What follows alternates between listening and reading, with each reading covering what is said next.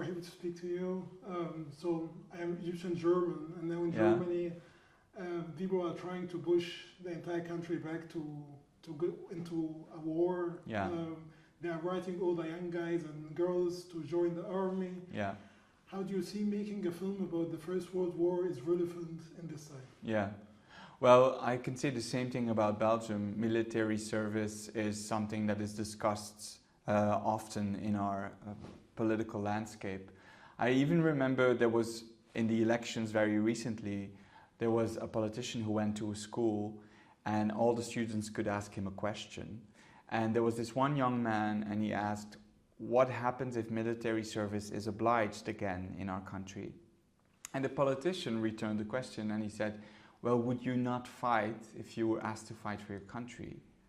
And all the young men in the room raised their hands that they would. And so this young man who had asked the question all of a sudden felt obliged to do as well. And I saw that as I was writing the script for Coward, sorry. And I think, I mean, that is so resonant with that moment in time, where so many young men were obliged to go fight and were sent to fight.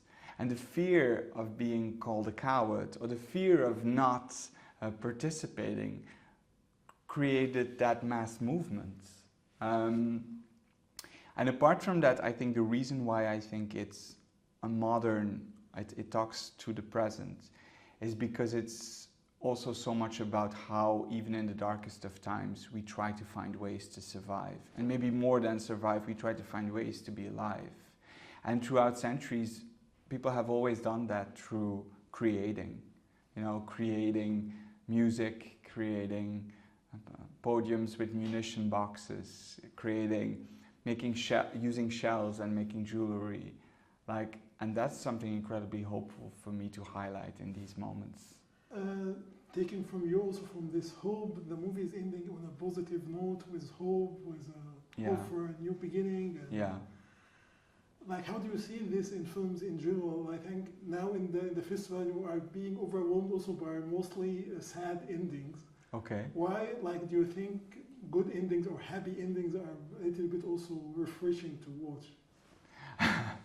That's so good that you tell me. I don't know about the endings of the other films, but what was really important for me in a film that is so much about life, but also about death, and about how we try to create life, is that I wanted the characters in this film